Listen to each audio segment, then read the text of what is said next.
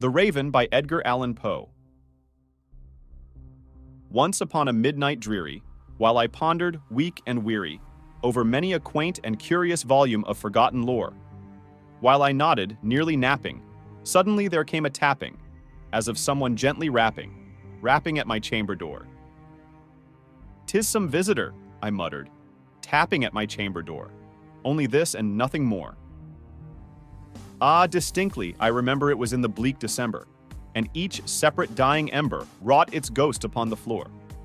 Eagerly I wished the morrow, vainly I had sought to borrow from my book surcease of sorrow, sorrow for the lost Lenore, for the rare and radiant maiden whom the angels name Lenore, nameless here forevermore, and the silken, sad, uncertain rustling of each purple curtain thrilled me, filled me with fantastic terrors never felt before, so that now, to still the beating of my heart, I stood repeating, "'Tis some visitor entreating entrance at my chamber door, some late visitor entreating entrance at my chamber door. This it is, and nothing more." Presently my soul grew stronger, hesitating then no longer. "Sir," said I, "or madam, truly your forgiveness I implore. But the fact is I was napping, and so gently you came rapping, and so faintly you came tapping at my chamber door, that I scarce was sure I heard you. Here I opened wide the door. Darkness there and nothing more. Deep into that darkness peering, long I stood there wondering, fearing, doubting, dreaming dreams no mortal ever dared to dream before. But the silence was unbroken, and the stillness gave no token, and the only word there spoken was the whispered word, 'Lenore?' This I whispered, and an echo murmured back the word, 'Lenore!' Merely this and nothing more. Back into the chamber turning, all my soul within me burning, soon again I heard a tapping somewhat louder than before. 'Surely,' said I, 'surely that is something at my window lattice. Let me see then what thereat is, and this mystery explore. Let my heart be still a moment, and this mystery explore. 'Tis the wind and nothing more.' Open here I flung the shutter, when with many a flirt and flutter, in there stepped a stately raven of the saintly days of yore. Not the least obeisance made he, not a minute stopped or stayed he, but with mien of lord or lady, perched above my chamber door, perched upon a bust of Pallas just above my chamber door, perched and sat and nothing more. Then this ebony bird beguiling my sad fancy into smiling, by the grave and stern decorum of the countenance it wore. 'Though thy crest be shorn and shaven, thou,' I said, 'art sure no craven, ghastly grim and ancient raven, wandering from the nightly shore. Tell me what thy lordly name is on the night's Plutonian shore.' Quoth the raven, 'Nevermore.' Much I marveled this ungainly fowl to hear discourse so plainly, though its answer little meaning, little relevancy bore, for we cannot help agreeing that no living human being ever yet was blessed with seeing bird above his chamber door. Bird or beast upon the sculptured bust above his chamber door, with such name as Nevermore.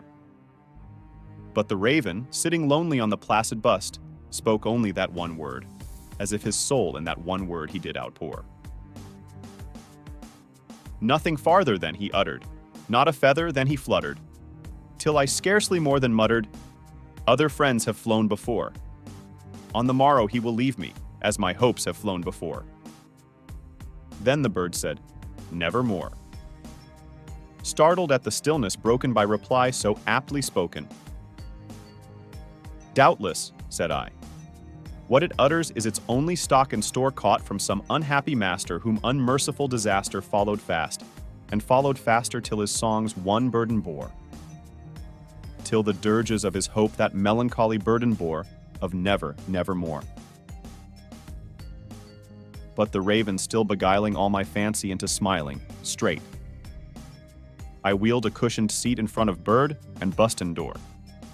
Then, upon the velvet sinking, I betook myself to linking fancy unto fancy, thinking what this ominous bird of yore, what this grim, ungainly, ghastly, gaunt, and ominous bird of yore meant in croaking nevermore. This I sat engaged in guessing, but no syllable expressing to the fowl whose fiery eyes now burned into my bosom's core. This and more I sat divining, with my head at ease reclining. On the cushion's velvet lining that the lamplight gloated o'er, but whose velvet violet lining with the lamplight gloating o'er, she shall press, nevermore. Then, methought, the air grew denser, perfumed from an unseen censer, swung by seraphim whose footfalls tinkled on the tufted floor. Wretch, I cried, thy God hath lent thee, by these angels he hath sent thee respite. Respite and napentha from thy memories of Lenore. Quaff, oh quaff, this kind nepenthe and forget this lost Lenore.